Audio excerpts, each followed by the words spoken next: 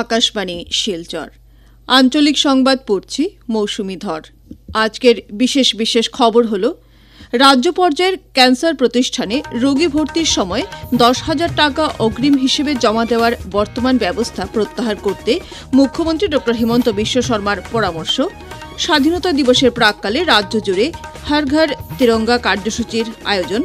বরাক উপত্যকায় রক্তজনিত জটিল রোগের চিকিৎসার ক্ষেত্রে নতুন যুগের সূচনা করে শিলচর মেডিকেল কলেজে হিমোগ্লোবিনোপ্যাথি এবং হিমোফিলিয়া চিকিৎসা কেন্দ্রের উদ্বোধন এবং জাতীয় সাব জুনিয়র বক্সিং প্রতিযোগিতায় আসামের একটি সোনাসহ 7টি পদক অর্জন। এবারে বিস্তারিত খবর।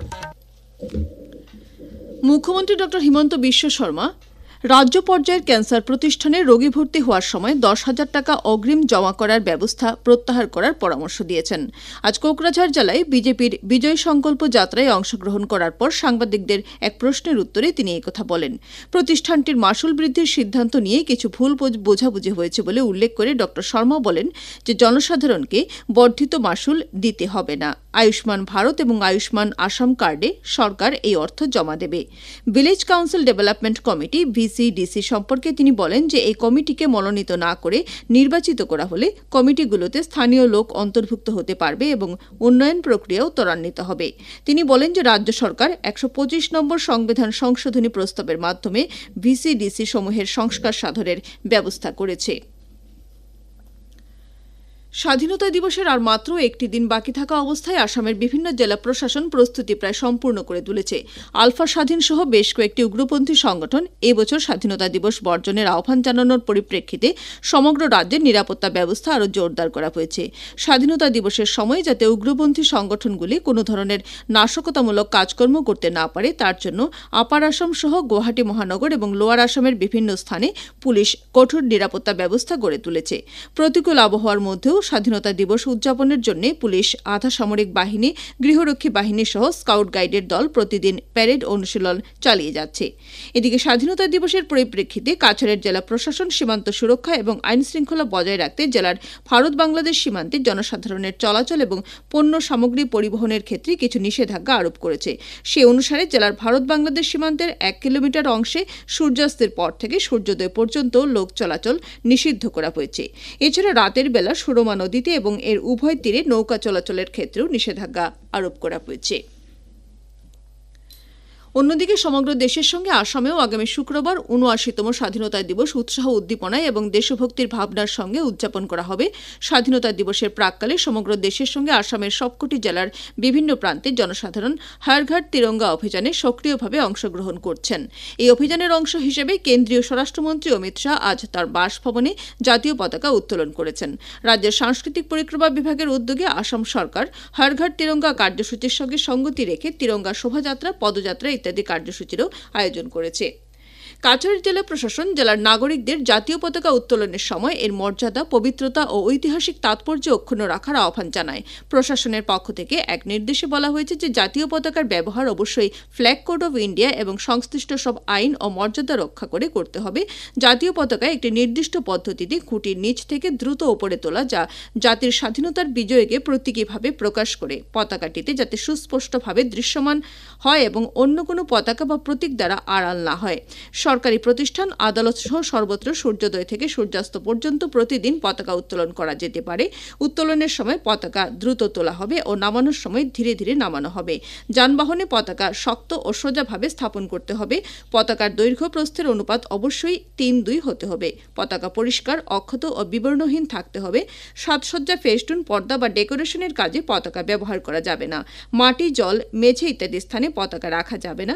বাণিজ্যিক উদ্দেশ্যে কোনো সামগ্রীতে পতাকার নকশা ব্যবহার করা নিষিদ্ধ। 2022 সালের ফ্ল্যাগ কোড সংশোধনের ফলে এখন রাতেও জাতীয় পতাকা উত্তোলন করা যাবে, তবে যথাযথ আলোতে মর্যাদাপূর্ণভাবে প্রদর্শন করতে হবে। পতাকার অবমাননা, অপব্যবহার বা বিকৃতি ঘটানো যাবে না। জাতীয় পতাকার ইচ্ছাকৃত অবমাননা করলে prevention of insults to national honour act 1971 অধীনে 3 বছর পর্যন্ত কারাদণ্ড, জরিমানা বা উভয় দণ্ডই হতে পারে বলে নির্দেশে জানানো হয়েছে। কাছাড় জেলায় ৭৯তম স্বাধীনতা দিবস উদযাপন উপলক্ষে এবং হর ঘর তিরঙ্গা কার্যসূচির অধীনে কাছাড়ের জেলা প্রশাসন জেলার সব ব্যবসায়ী, ট্রেড লাইসেন্সধারী, মল, হোটেল, বাণিজ্যিক প্রতিষ্ঠান ও ব্যবসায়ীদের প্রতি এই ঐতিহাসিক দিনটি গর্ব ও মর্যাদার সঙ্গে উদযাপন করার আহ্বান জানিয়েছে। প্রশাসন আজ থেকে ১৫ই আগস্ট পর্যন্ত প্রতিষ্ঠানগুলোতে জাতীয় পতাকা উত্তোলন বা প্রদর্শন করার সহ তিরঙ্গার রঙে প্রতিষ্ঠান আলোকিত করার অনুরোধ জানিয়েছে। এদিকে হাইলাকান্দি জেলায়ও আসন্ন স্বাধীনতা দিবস উপলক্ষে হর ঘর তিরঙ্গা কার্যসূচির অধীনে সাফাই অভিযান, জাতীয় পতাকা নিয়ে শোভাযাত্রা, বর্ষে আঁকো প্রতিযোগিতার আয়োজন করা হয়েছে। এই উপলক্ষে আজ হাইলাকান্দি শহরে জাতীয় পতাকা হাতে শোভাযাত্রা বের হয়ে শহর পরিক্রমা করে। উল্লেখ্য, স্বাধীনতা দিবস উপলক্ষে দেশভক্তির চেতনা ছড়িয়ে দিতে এবং স্বাধীনতা সংগ্রামে আত্মবলিদানকারী শহীদদের স্মৃতির প্রতি শ্রদ্ধা জানাতে হর ঘর তিরঙ্গা কার্যসূচি পালন করা হচ্ছে। বরাক উপত্যকায় রক্তজনিত জটিল রোগের চিকিৎসার ক্ষেত্রে নতুন যুগের সূচনা করে শিলচর মেডিকেল কলেজে আজ হিমোগ্লোবিনোপ্যাথি এবং হিমোফিলিয়া চিকিৎসা কেন্দ্রের উদ্বোধন করা হয়েছে। এই কলেজের অ্যালুমিনি হলে আয়োজিত এক অনুষ্ঠানে integrated centre for haemoglobinopathy and হিমোফিলিয়ার আনুষ্ঠানিক উদ্বোধন করেছেন শিলচরের সাংসদ পরিমল শুক্লবৈদ্য। উদ্বোধনী অনুষ্ঠানে ভাষণে শ্রী শুক্লবৈদ্য বলেন যে এই বিশেষ কেন্দ্রটি চালু হওয়ার ফলে হিমোগ্লোবিনোপ্যাথি ও হিমোফিলিয়ায় আক্রান্ত রোগীরা উন্নত মানের চিকিৎসা ও আধুনিক পরীক্ষার সুবিধা পাবেন। তিনি আরো জানান, আজকে এনএইচএম এর উদ্যোগে আর বিশেষ করে আমাদের শিলচর মেডিকেল কলেজে যারা এখানে কর্মরত আছেন, আমাদের প্রিন্সিপাল সহ অন্যান্য সব ডাক্তারদের বিশেষ প্রয়াস ছিল এই ব্যাপারে যে হিমোফিলিয়া পেশেন্ট যারা আছেন তারা রক্তজনিত কারণ মানে অনেক সময় দেখা যায় যে ব্লিডিং যখন আরম্ভ হয় তখন ব্লিডিং গুলো বন্ধ হয় না এই ক্যাটাগরির রোগীদের। তার জন্য এখানে একটা সেন্টার করা হয়েছে। এই সেন্টারে মেডিসিনও প্রোভাইড করা হবে, খুব কস্টলি মেডিসিন, লাইফ সেভিং ড্রাগসের মধ্যে এটা অন্যতম। তো এই ক্ষেত্রে শিলচর মেডিকেল কলেজের পক্ষ থেকে এই যে পরিসরটাকে সেন্টার হিসেবে গণ্য করে আজকে এখানে এটার উদ্বোধন হয়েছে। এটা ২৪ ঘন্টা কার্যরত থাকবে। অনুষ্ঠানে উপস্থিত শিলচর মেডিকেল কলেজ হাসপাতালের অধ্যক্ষ ডাক্তার ভাস্কর গুপ্ত সহ বিভিন্ন বিশিষ্ট চিকিৎসক এবং অন্যান্যরা জানান যে এই কেন্দ্রের মাধ্যমে রক্তজনিত জটিল রোগের চিকিৎসা এক ছাদের নিচে সহজলভ্য হবে। আকাশবাণী শিলচর কেন্দ্রের আঞ্চলিক সংবাদ আমাদের ইউটিউব চ্যানেল এআইআর নিউজ শিলচরের মাধ্যমে শোনা যাচ্ছে। এছাড়া আমাদের Facebook page all India radio news Silchar এবং এক্স হ্যান্ডেল @AIR নিউজ _ শিলচরের মাধ্যমেও এই সংবাদ শোনা যাবে। খবর প্রচারিত হচ্ছে আকাশবাণী শিলচর কেন্দ্র থেকে।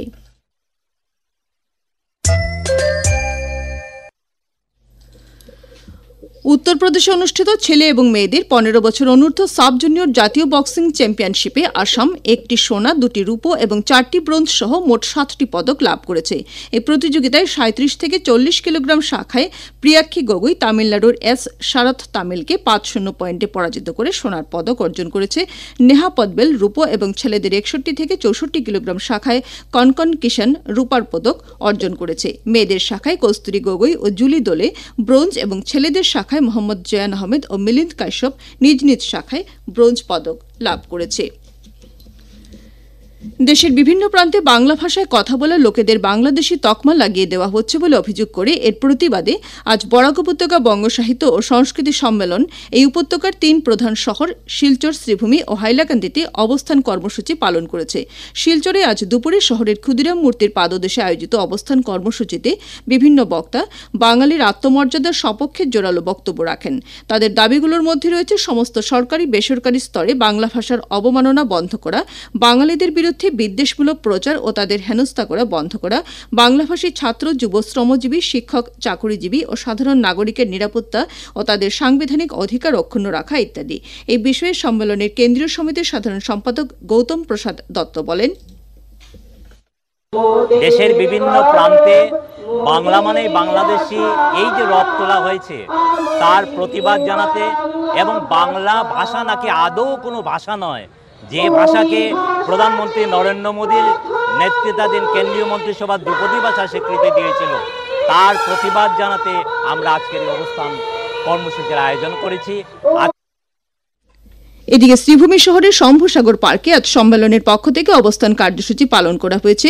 সেখানে বিভিন্ন বক্তা বাংলা ভাষার মর্যাদা রক্ষা ও বাংলা ভাষাভাষীর লোকেদের সাংবিধানিক সুরক্ষার বিষয়েও বক্তব্য রাখেন। হাইলাকান্দি শহরের ভাষা শহীদ স্মারক প্রাঙ্গণে আজ এর পরিপ্রেক্ষিতে বরাক উপত্যকা বঙ্গ সাহিত্য ও সংস্কৃতি সম্মেলনের পক্ষ থেকে অবস্থান কর্মসূচি পালন করা হয়েছে।